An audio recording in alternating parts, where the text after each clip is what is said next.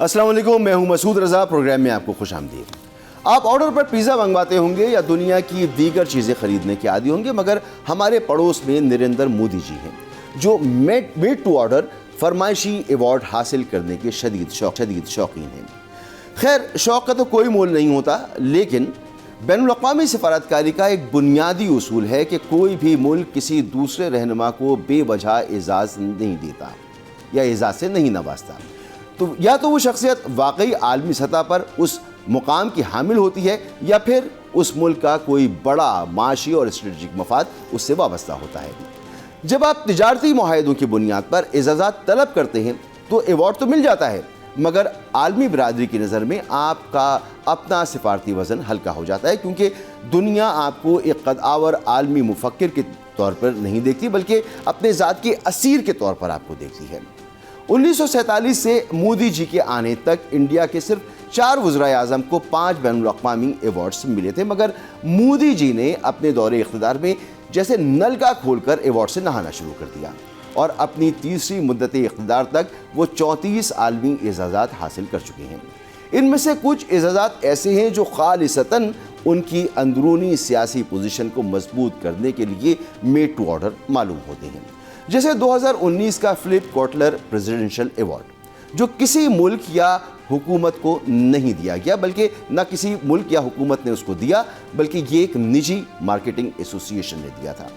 مودی اس کے پہلے وصول کنندہ تھے اور ان کے بعد یہ ایوارڈ دنیا میں کسی دوسرے رہنما کو نہیں دیا گیا، جو کہ ایک خالصتاً PR اسٹنٹ تھا۔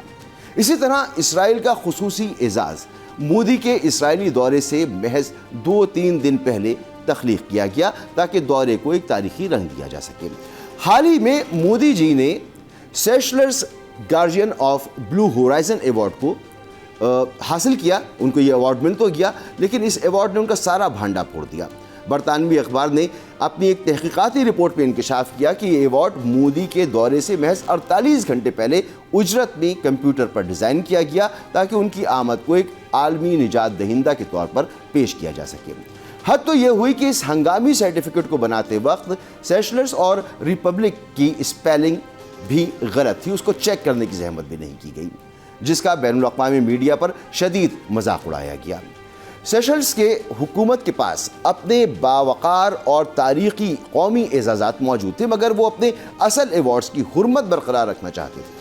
اس لیے مودی جی کی PR کی بھوک مٹانے کی خاطر انہوں نے ایک نیا اور عارضی سرٹیفکیٹ چھاپ کر ان کے حوالے کر دیا، جو بعد میں کبھی کسی اور کو نہیں دیا جانا۔ حقیقت یہ ہے کہ مودی کو ملنے والے اعلیٰ ترین شہری اعزاز محض مودی کی ذاتی مقبولیت کے نہیں ہیں، بلکہ وہ بھارت کی بڑی معیشت، بھارتی ہتھیاروں کی خرید و فروخت اور تجارتی معاہدوں کا صلہ ہے۔ عرب اور خلیجی ممالک کی ایوارڈز اس لیے دیتے ہیں کیونکہ بھارت ان کے تیل کا ایک بہت بڑا خریدار ہے اور لاکھوں بھارتی ورکرز وہاں پر کام کر کے ان کی معیشت کا پہیہ چلاتے ہیں۔ روس کا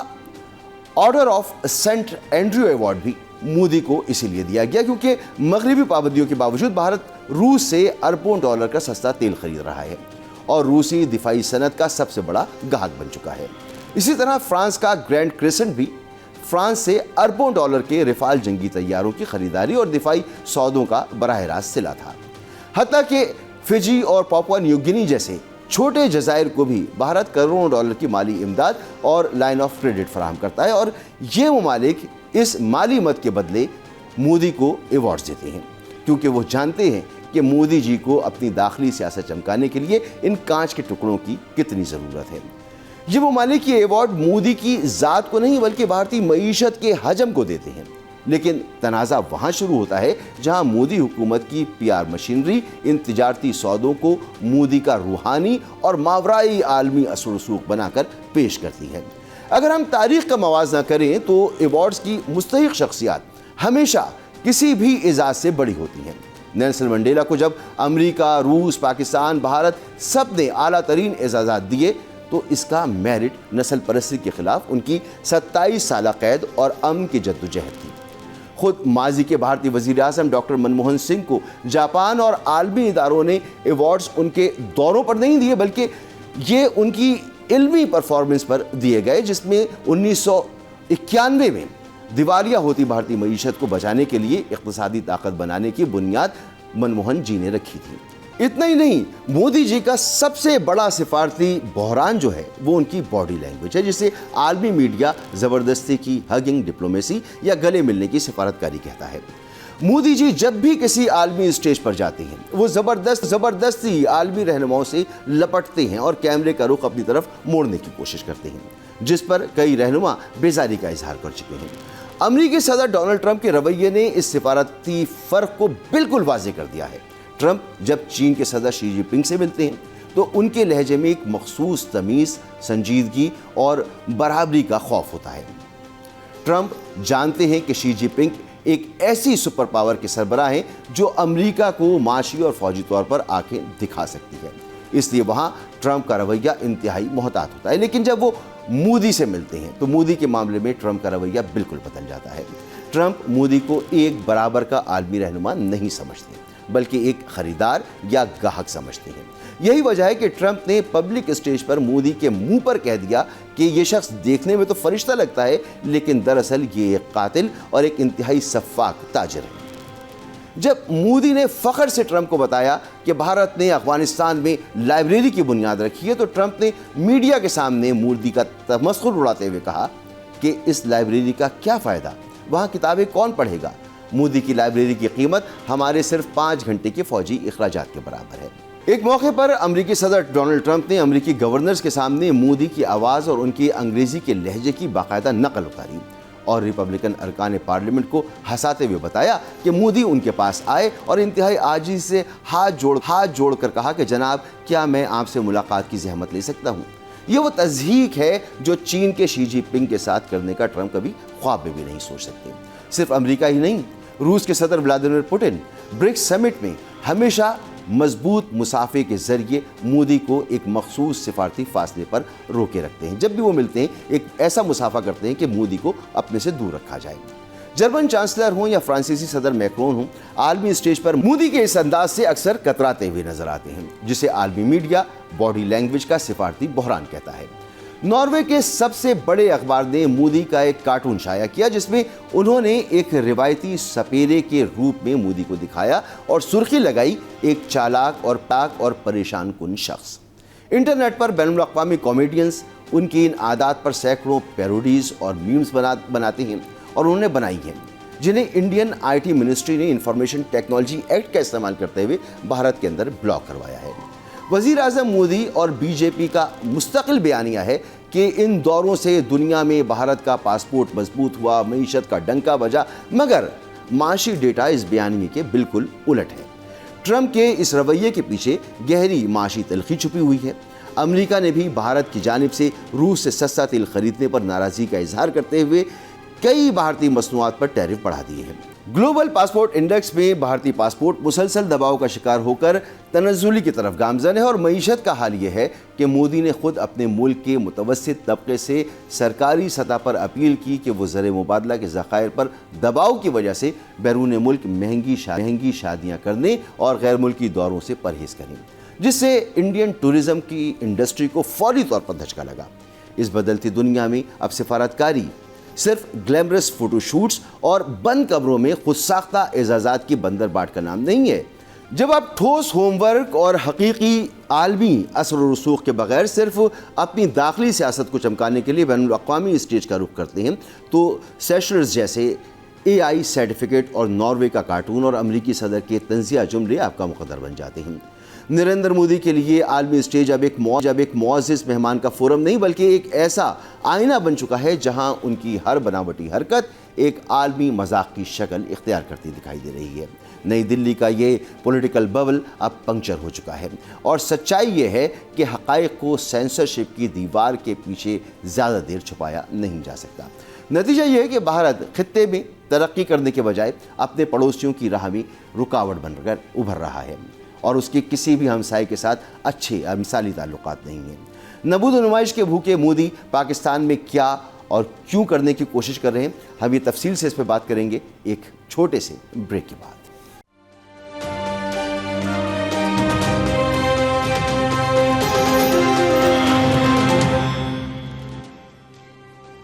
प्रोग्राम में आपको एक बार फिर खुशामदीद। पाकिस्तान में आज एक बार तो फिर दहशतगर्द हमला हुआ है, زیارت میں پولیس چوکی پر حملہ ہوا، 9 اہلکار اس میں شہید ہوئے۔ کلیئرنس آپریشن اس کے بعد کیا گیا جس میں 15 دہشت گردوں کو مار دیا گیا۔ محسن نقوی صاحب وزیر داخلہ، ان کا بیان جو سامنے آیا، انہوں نے ایک مرتبہ پھر یہی کہا ہے کہ بھارتی اسپانسرڈ دہشت گردوں کے حملے کی مذمت کرتے ہیں اور جام شہادت نوش کرنے والے 9 پولیس اہلکاروں کو خراج عقیدت پیش کرتے ہیں۔ ان کے لواحقین کے ساتھ بھی ہمدردی کا اظہار کیا ہے وزیر داخلہ نے۔ تو یہ صورتحال ہے، پاکستان میں مسلسل دہشت گردی ہو رہی ہے اور یہ بھارت کی اسپانسرڈ دہشت گردی ہے۔ کل اعلامیہ سامنے آیا تھا ہمارے کور کمانڈر کانفرنس کا، اس میں بھی یہ کہا گیا تھا کہ بھارتی اسپانسرڈ دہشت گردی افغان سرزمین اس کے لیے استعمال ہو رہی ہے۔ تو یہ صورتحال مسلسل چل رہی ہے، کل اعلامیہ آیا، آج یہ حملہ ہو گیا۔ یہ کھلی جنگ کا اعلان ہے، کھلی جنگ ہے، اور پاکستان کی جو حکمت عملی ہے وہ کتنی اس میں کارگر ہے یا اس میں کیا تبدیلی کی ضرورت ہے۔ ہمارے ساتھ موجود ہیں میجر جنرل ریٹائرڈ سمرے سالک صاحب، دفاعی سر بہت شکریہ آپ کا۔ ڈاکٹر جمیل احمد خان صاحب، آپ سابق سفارتکار ہیں، آپ تجزیے سنتے ہیں جمیل صاحب کے، سر آپ کا بھی بہت بہت شکریہ۔ یہ صورتحال کل اعلامیہ آتا ہے، ہم پھر دو ٹوک انداز پہ پاکستان کا ایک اعلیٰ ترین فورم متنبع کرتا ہے کہ باز آ جاؤ، لیکن اگلے ہی دن پھر یہ حملہ ہو جاتا ہے۔ تو یہ کھلی اعلان جنگ ہے ہمارے خلاف، اور ہم مسلسل اس سے بات کرتے ہیں کہ اب تو پانی سر سے اوپر جا رہا ہے سر۔ یا بالکل، اور اس میں خاص طور پہ کل کے جو کور کمانڈرز میٹنگ تھی اس میں تو بہت ہی زیادہ مزید اس کا اعادہ کر دیا گیا جو گزشتہ برس 26 اپریل کو جب ایک نیشنل سیکورٹی کمیٹی کی میٹنگ ہوئی تھی مارکہ حق سے پہلے، تو اس میں بڑے واضح طور پر اس کا چوتھا یا 5واں پوائنٹ تھا کہ اگر پانی بند کیا گیا تو اس کو ہم جنگ سے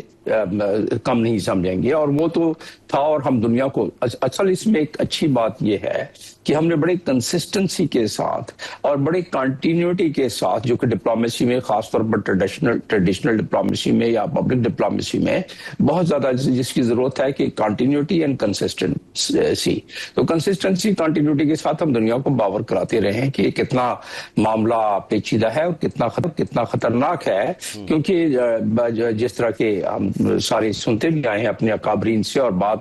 بالکل 200% درست ہے کہ کیا یہ 25 کروڑ عوام کیا پیاس سے ان کو ہم تکلیف پہنچنے دیں گے یا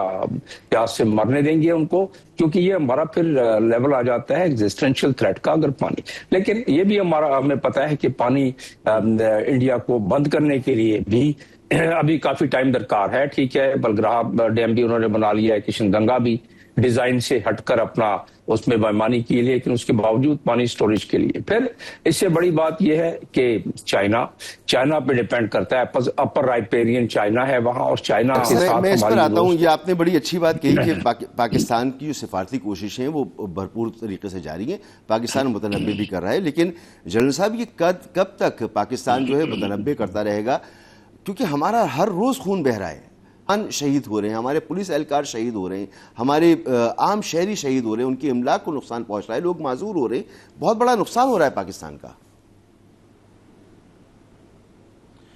مسعود، تھینک یو ویری مچ، آپ نے مجھے پروگرام میں مدعو کیا۔ ویری انفارچونیٹ، اور یہ بزدلانہ کاروائیاں جاری ہیں۔ ہم نے جب مئی 25 میں انڈیا کو چیک میٹ کیا کنوینشنل ڈومین میں، تو تب سے ہم اینٹیسپیٹ کر رہے تھے کہ انڈیا اپ سکیل کرے گا ان کنوینشنل ڈومین میں یہ جو ٹیررزم ہے، اور کوئنسیڈنٹلی اس کے ساتھ ہی ہمارے افغانستان کے ساتھ بھی تعلقات کشیدہ ہو گئے، اور میں سمجھتا ہوں کہ انڈیا کے لیے ایک اور راستہ کھل گیا جو پچھلے 20 سال سے وہ یوز کر رہا تھا۔ اب ہوا یہ مسعود کہ 9/11 کے بعد پاکستان کے ہاتھ بند گئے اور انڈیا کے ہاتھ کھل گئے، بیکاز اس وقت سے آنورڈ جو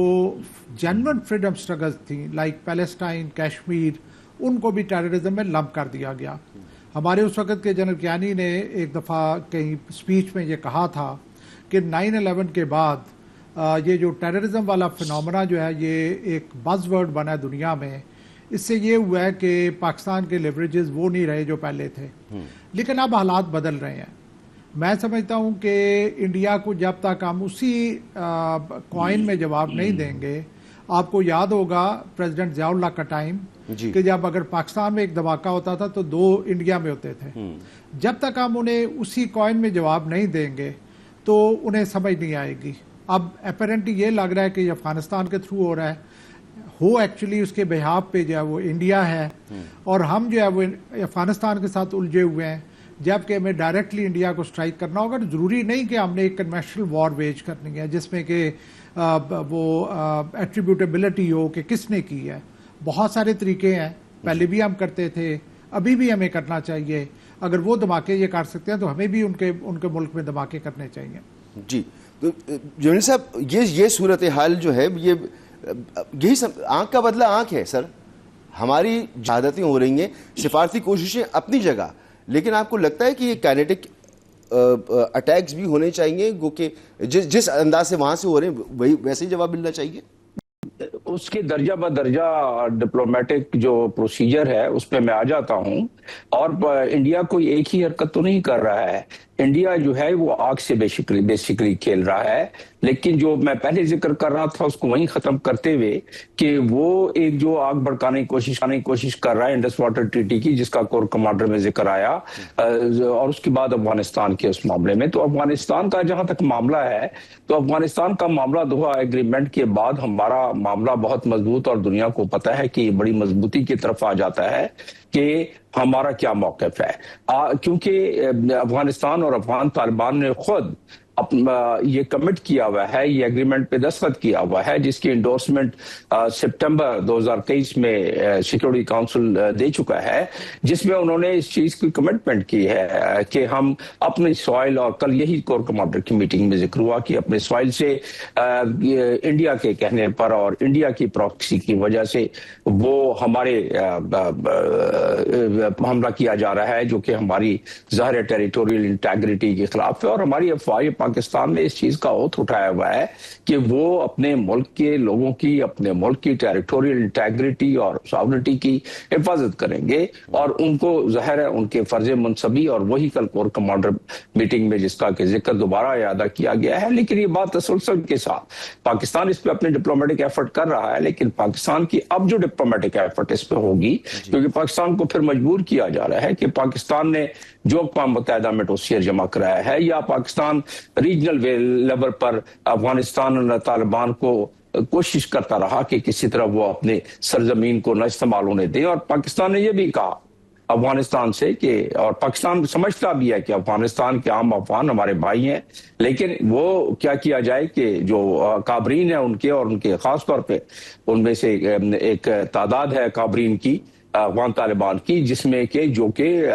ایک اسپیس پرووائڈ کر رہے ہیں ہمارے دشمنوں کو، جو اپنا سب سے بڑا بجٹ راکا افغانستان کے ذریعے پاکستان کو ڈیسٹیبلائز کرنے میں لگے ہوئے ہیں۔ یہ کیوں کیا جا رہا ہے؟ دراصل دنیا میں کوورٹ آپریشنز کو ثابت کرنا مشکل ہو جاتا ہے، لیکن پاکستان جس انداز سے اپنے ڈپلومیٹک انداز سے ہی کسی دوسرے ملک کی کووڈ انوالومنٹ، یعنی کہ خفیہ انوالومنٹ کو ثابت کرنا تو مشکل ہو جاتا ہے، لیکن بھارت کے رہنماؤں کے بیانات آن ریکارڈ موجود ہیں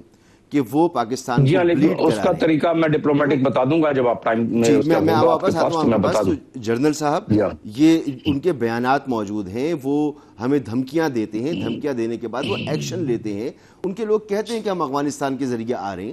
تو افغانستان کو روکنے کے لیے ایک تو معاہدہ ہے ان کا پوری دنیا کے ساتھ، ان کی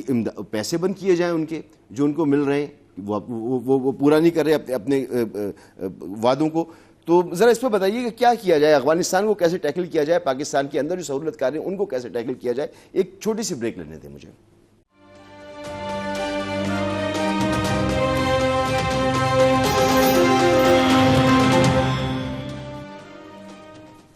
ویلکم بیک۔ جی جنرل سمر سالک صاحب، کس طرح سے پاکستان جو ٹیکل کرے سارے معاملے کو؟ افغانستان کا معاملہ ہے، پاکستان کے اندر سہولت کاری ہے، اس کا ذکر ہوا ہے کل۔ دیکھیں مسعود جی، دیکھیں پریکٹیکلی اگر آپ دیکھیں تو ہو یہ رہا ہے کہ انڈیا افغانستان کو ایز اے کنڈویٹ یوز کر رہا ہے۔ انڈیا افغانستان کے تھرو پاکستان کے اوپر اس نے ایک حملہ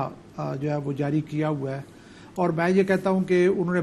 بارہا یہ کہا ہے کہ ہم آپریشن سندور 2 کریں گے، اور میں یہ کہنا چاہوں گا کہ یہ آپریشن سندور 2 ہی جاری ہے، اسی کا تسلسل ہے۔ اب ہو یہ رہا ہے کہ انڈیا اور افغانستان ان کا جو بھی کلوژن ہے اس فارم میں وہ ہمارے اگینسٹ کوورٹ آپریشن کر رہے ہیں، جبکہ ہم جو افغانستان کے اگینسٹ اوورٹ آپریشن کر رہے ہیں، ہم جا کے ایئر ریڈز کرتے ہیں، اور جو انڈیا ہے اس کے لیے اس سے بہتر سچویشن نہیں ہو سکتی کہ دونوں ممالک مسلم ممالک نیبر ایک دوسرے کے ساتھ الجھے ہوئے ہیں اور انڈیا ایک سائڈ پہ اپنے سکون سے بیٹھا ہوا ہے. بیسٹ اسٹریٹجی ہے کہ آپ اپنے دشمن کے ساتھ ڈائریکٹلی خود نہ لڑیں بلکہ اسے کسی اور سے لڑوائیں. سو میں یہ سمجھتا ہوں کہ پاکستان اگر وہ کوورٹ آپریشن کر رہے ہیں تو پاکستان کے پاس بھی کیپیبلٹی ہے کوورٹ آپریشن کرنے کی, جو کہ ہم نے کسی زمانے میں انڈر گلوبل پریشر امریکہ کے پریشر کے اس کو اسکیل ڈاؤن کیا. سو لو انٹینسٹی کانفلکٹ کا ایک ڈیفینسو اس کے اگینسٹ آپ کرتے ہیں, دوسرا آپ افینسو لو انٹینسٹی کانفلکٹ کرتے ہیں. جب تک آپ ڈیفینسو پہ رہیں گے افینسو والا لگا رہے گا, جب تک آپ افینسو پہ نہیں جاتے اس کے اوپر چیک میٹ نہیں ہوگا. سو میں یہ سمجھتا ہوں کہ ہمیں ایک وہ ٹائم تھا نیوکلیر ڈومین میں جب ہمیں خطرہ تھا کہ کہیں سے اب پاکستان کے نیوکلیر انسٹالیشن پہ شاید اٹیک آئے, تو پاکستان نے ڈکلیئر کیا تھا کہ کہیں سے بھی اٹیک آیا, چاہے وہ اسرائیل سے آتا ہے جدھر سے بھی آتا ہے, ہم انڈیا کو اسٹرائک کریں گے. میرا خیال ہے ایک دفعہ پھر یہی بات کہنے کی ضرورت ہے کہ ہمارے اوپر کہیں سے بھی اٹیک آتا ہے, چاہے وہ افغانستان ہے چاہے کچھ بھی ہے, ہم انڈیا کے اوپر اٹیک کریں گے. اور اٹیک سے میرا یہ مراد نہیں ہے کہ ہم کوورٹ جائیں گے اوورٹ جائیں گے, بلکہ کوورٹ آپریشن کرنے کی ضرورت ہے. بالکل ٹھیک, بالکل ٹھیک. ڈاکٹر جمیل صاحب آپ فرمائیے گا کہ بتا دیا انہوں نے, آپ کہہ رہے تھے کہ جو بیانات ان کے سامنے موجود ہیں ہمارے وہ خود اپنے منہ سے اقرار کر چکے اپنی پالیسی کا, تو اس کو کس طرح سے ہم ٹیک اپ کر رہے ہیں اس کو؟ اس میں طریقہ کار تو بالکل واضح ہے انٹرنیشنل قانون میں, اور انٹرنیشنل قانون کی چاہے کتنی بھی ہم اس وقت اس کو سوچیں کہ وہ امپلیمنٹ اس کا صحیح نہیں ہوا ہے, لیکن وہی ایک راستہ ہے. اور اسی طریقے سے پاکستان جیسا ملک جس نے ہمیشہ انٹرنیشنل قوانین کی, چائنا بھی اور بہت سارے دوسرے ممالک ہیں, انہوں نے انٹرنیشنل قوانین کی پاسداری کی ہے. اور پاکستان کی اس وقت جو عزت و وقار و تکریم بڑھی ہے, پاکستان ہر لحاظ سے چاہے گا کہ وہ انٹرنیشنل قانون کے ارد گرد رہے اور اس کے مطابق کام کرے. سر مجھے یہ بھی بتائیے, اس میں مجھے یہ بھی بتائیے, میں بتا رہا ہوں اس پہ کہ درجہ بدرجہ, بس 5 سیکنڈ اور لوں گا میں اس پہ, کہ اس پہ بیسیکلی یہ ہے کہ اقوام متحدہ کے چارٹر آرٹیکل 34 کے تحت we can always ask move a resolution. اور آج اگر ہم نے کوئی ریزولوشن موو کیا, جو کہ انشاءاللہ ہم کریں گے شنید ہے, تو اس میں اس کے پاس ہونے کے بہت زیادہ چانسز ہیں, پہلے کی طرح نہیں ہے. پاکستان کا جو اس وقت پروفائل بڑھا ہے, پاکستان کا جو امیج بڑھا ہے دنیا میں اور مزید بڑھتا جا رہا ہے, تو اس کے بعد نہ صرف یہ بلکہ کشمیر کے معاملے میں بھی انشاءاللہ پاکستان اس حیثیت میں آ جائے گا کہ جب وہ ریزولوشن پاس کرے گا, موو کرے گا, تو وہ ہو جائے گا اس میں. اس کے بعد اگر وہ انڈیا پھر بھی نہیں مانتا ہے تو آرٹیکل 41 کے تحت ریزولوشن پاس کیا جاتا ہے, اور پھر آرٹیکل 2 کے تحت, اور اس میں پھر بائی فورس وہ کام کروائے. سر ایسا نہیں ہے کہ یہ اقوام متحدہ ہو اور اس طرح کے فورم ہوں وہ اپنی ذمہ داریاں پوری نہیں کر پا رہے. 1947 کے بعد سے اب تک کشمیر کا مسئلہ جو ہے وہ اپنی جگہ پر برقرار ہے, اقوام متحدہ اپنی ذمہ داری, اور بہت سے کانفلکٹ دنیا میں ایسے ہیں. تو سر یہ جو صورتحال ہے اس میں آپ کو کیا لگتا ہے ہم جنگ سے کتنی دور ہیں, پاکستان اور بھارت, کون سی ایسی ریڈ لائن ہے کہ جی پوری دنیا سہمی سی رہتی ہے اس بات پر, کیونکہ پاکستان جو بلڈ کر رہا ہے دنیا کے سامنے, اسی لیے ضروری ہے جو میں نے پہلے اس سے قبل بات کی کہ کنسسٹنسی اور کنٹینیوٹی کے ساتھ ہم یہ موقف سامنے رکھیں. دیکھیں بات یہ ہے کہ زبانی جو تھریٹس ہیں, وہ زبانی تھریٹس تو اس کو پھر کسی ٹینجیبل فارم میں لا کے کسی قاعدے ضابطے کے ذریعے, کیونکہ ایک سیاسی بیانات جو ہیں اور ایک ملٹری کے تھریٹس جو ہیں اس میں فرق ہے, حالانکہ ان کے ملٹری کے کچھ جنرلوں نے بھی حرکت کی ہے, تو اس کا ایک طریقہ کار ہے, اس طریقہ کار سے لانا پڑے گا. اور جہاں تک تعلق ہے کہ اقوام متحدہ عملداری نہیں کروا سکا ہے, اقوام متحدہ کی عملدرانی کا کروانے کا ایک ہی طریقہ ہے, اور وہ ٹول ہے جو کہ 5 کنٹریز ویٹو کے ہیں. اصل تو معاملہ ان کی وجہ سے ویٹو ہو جاتا ہے, ورنہ تو فلسطین کا مسئلہ بھی حل ہو جاتا اور کشمیر کا مسئلہ بھی حل ہو جاتا. لیکن میں جس چیز پر ایمفیسائز کر رہا تھا, اور پوری دنیا کو اب اس چیز کا علم ہو گیا ہے کہ پاکستان کا اب جو پروفائل ہے اس میں P5 کے کنٹریز پاکستان کے بہت قریب آ گئے ہیں, جس کی وجہ سے یہ بہت زیادہ, امریکہ کی بات تھی نا, امریکہ پہلے دوسرے پاکٹ میں تھا, ابھی پاکستان ہی کے ساتھ زیادہ, اور آپ نے دیکھا ہے کہ پاکستان کی پذیرائی میں کتنا وقت کتنے دفعہ کی جاتی ہے. پاکستان کی پذیرائی نہ صرف یہ بلکہ پاکستان کو تو انوالو بھی کیا جا رہا ہے. پاکستان کی حیثیت کو سمجھ آ گئی ہے دنیا کو کہ کس لیول کا پاکستان ملک ہے اور کیا اس کا مقام ہے. تو ابھی لیبیا میں بھی خبریں آ رہی ہیں, وہ جب منظر عام پر آئیں گی تو اس پہ ڈسکس کر لیں گے, لیکن کہ لیبیا میں بھی ہمیں میڈیشن کے لیے ہم بڑے آرام سے ٹریک ٹو ڈپلومیسی کے تحت کر دیا ہم نے. اور ہم سب کے مسئلے حل کرا رہے ہیں, ہمارا مسئلہ کون حل کرانے کے لیے تو جو کوششیں ہونی چاہیے وہ نہیں ہے. لیکن وہی سوال جنرل صاحب آپ سے بھی کہ پاکستان بلڈ اپ کر رہا ہے اپنا بیانیہ, اپنا نیریٹو دنیا کے سامنے, دوسری طرف یہ اٹیکس ہو رہے ہیں, پانی بندش کی باتیں ہو رہی ہیں, پاکستان کو ختم کرنے کی باتیں خدا نخواستہ خاکم بدہن کی جا رہی ہیں. ہم اور بھارت اس صورتحال میں جنگ سے کتنے دور ہیں؟ دیکھیں, اگر میں بات کروں کنوینشنل وار کی تو وہ میرا نہیں خیال کہ اس کے کوئی ایسے چانسز ہیں. اس کی وجہ یہ ہے کہ 1 سال پہلے مئی 25 میں جو شکست جس کا سامنا انڈیا کو کرنا پڑا, تو اس میں بہت ساری ان کی جو دفاعی نظام میں جو کمیاں ہیں, جو انایڈیکویسیز ہیں, وہ کھل کے سامنے آئیں. جب تک وہ ان کو ایڈریس نہیں کر لیتے, آپ نے دیکھا ہوگا پچھلے دنوں آپ نے خبریں دیکھی ہوں گی کہ انڈیا اس وقت بائنگ سپری کے اوپر ہے ڈیفینسو ایکوپمنٹ کا. تو وہ جو آپ کی ان کی کمزوریاں ہیں جس کی وجہ سے ان کو بہت عزیمت اٹھانی پڑی, جب تک وہ ایڈریس نہیں کر لیتے میرا نہیں خیال کہ اس قسم کا کوئی وہ مہم جوئی کریں گے. سر ہمیں کرنی چاہیے پھر اگر وہ اس وقت کمزوری پر ہیں تو جو دیکھیں پاکستان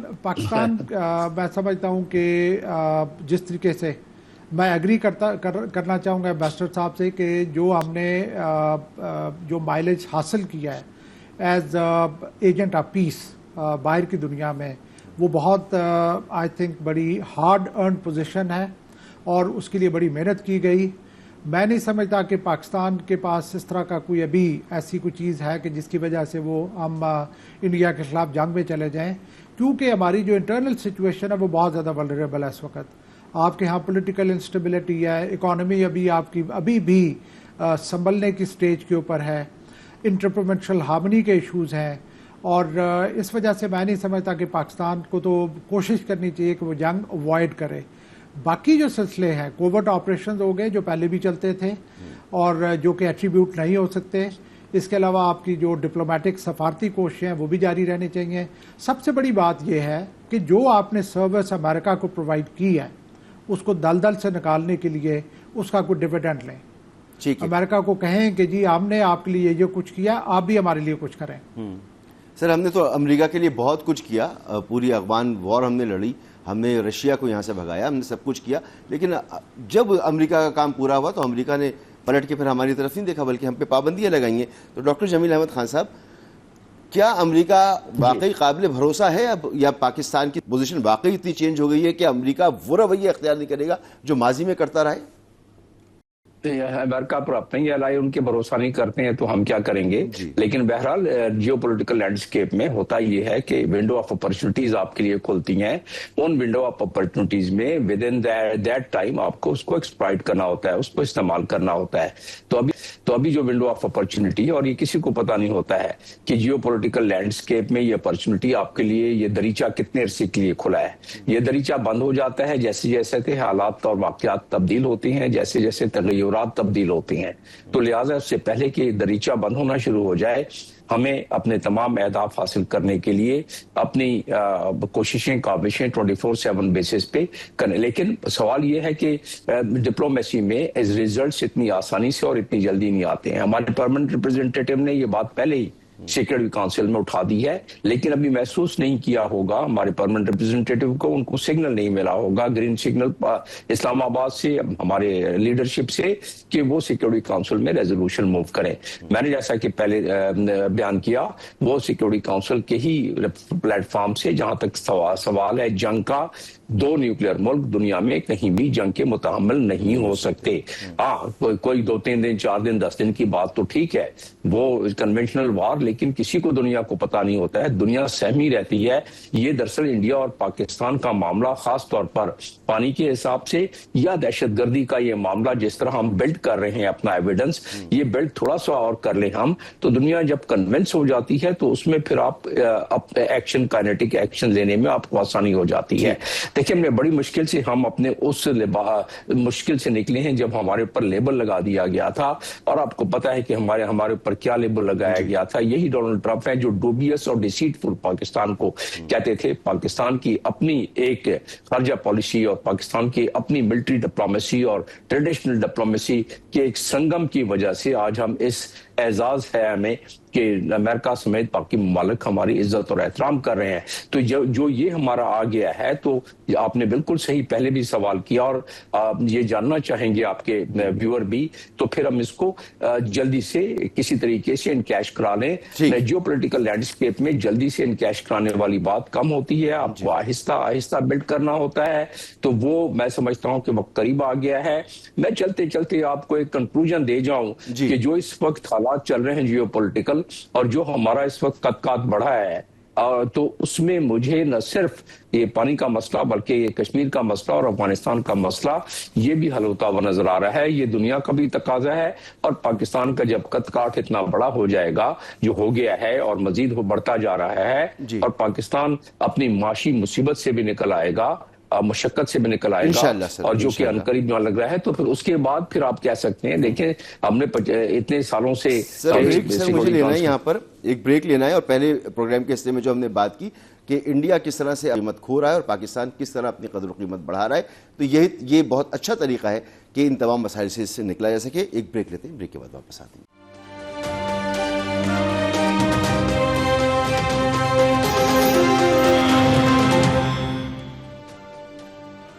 वेलकम बैक। प्रोग्राम में वक्त ख़त्म हो गया। बहुत शुक्रिया आपका major general retired Samaresh Salik साहब, बहुत शुक्रिया आपका डॉक्टर जमील अहमद खान साहब। आपने गुफ्तगू सुनी। पाकिस्तान अपना कदकाठ बढ़ा रहा है, इंडिया मोदी की हरकतों की वजह से अपना कदकाठ कम कर रहा है, और यही वो सूरत हाल है जिसमें पाकिस्तान जो है वो आगे बढ़ते हुए भारत को शिकस्त देने के करीब पहुँच रहा है। हमें दीजिए कल तक के लिए इजाज़त। अल्लाह हाफ़िज़।